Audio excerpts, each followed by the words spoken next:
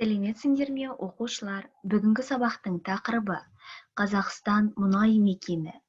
Жаңа сөздерді сөздікке жазып алайық. Жүргізген, бұрғылау, тереңдіктен, бұрқақ, атқылаған, құрал, жұлынды, алдын алады, бойыт, көмірсутек. Бірінші тапсырма, сұрақтарға жауап бер. Бірінші сұрақ: Қазақстанның мұнай-газ саласы қай өңірде орналасқан? Екінші: Қазақстанның мұнай-газ саласын дамыту үшін не істер едің? Екінші тапсырма, суреттерді төмендегі сөздермен сәйкестендір. Сөйлем құра, еліктеу сөздерді мағынасына қарай қолдан.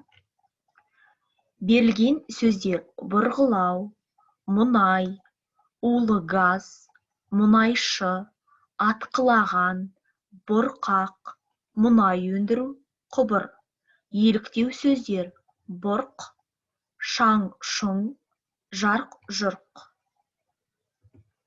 Бағалау парағы: сұрақтарға жауап береді 2 ұпай, сөйлемдегі сөздердің орын тәртібін сақтайды 1 ұпай, суреттермен сөздерді сәйкестендіреді 1 ұпай, сөздермен сөйлем құрады 1 ұпай, сөйлемде еліктеу сөздерді пайдаланады 1 ұпай.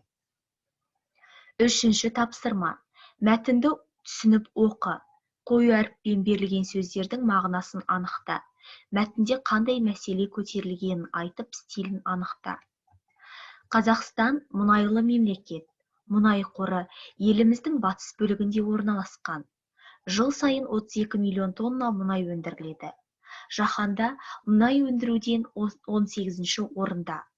Қазақстанда мұнай құбырын 10 мың шақырымға дейін жүргізген. Мұнай өндіретін 32 станция жұмыс істейді. Батыста мұнай кені бар екенін қазақтар ертеде білген. Олар мұнаймен адамның, малдың жарасын емдеген. Алғаш бұрғылау жұмыстары Қарашұңғыл жерінде жүргізілген. 1899 жылы 40 метр тереңдіктен алғаш мұнай бұрқағы атылған. Осы кезден бастап Ұлы Дала елінде мұнай өндірісі басталды.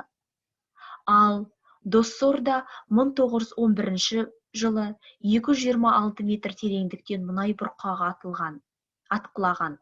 Осы жерде Қазақстандағы алғаш мұнай өндіру өнеркәсібі салынды.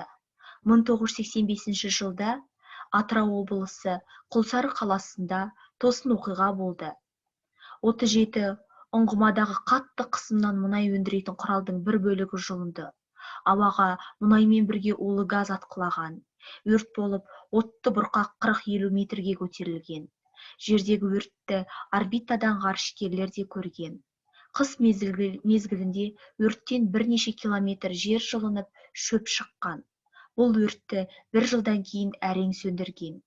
Қазір мамандар мұндай экологиялық апаттың алдын алады. Оқылым, айтылым, жазылым тапсырмасы. 4-ші тапсырма. Мәтінді оқып, әр ой бөлік не сөйлемнің тұсына қарандашпен белгілеп айт. Мен білетін ақпарат. Мен үшін жаңа ақпарат. Білгім келетін ақпарат жайлы әр ой бөлікке жазып шығамыз. Бағалау парағы. Мәтінді түсініп оқиды 1 ұпай. Қою әріппен жазылған сөздердің мағынасын анықтайды 1 ұпай. Мәтіннің стилін анықтайды 1 ұпай. Оқылған мәтіннен алған білімі туралы өзіндік анализ жасайды 1 ұпай. Осымен сабақ аяқталды. Сау болыңдар, оқушылар.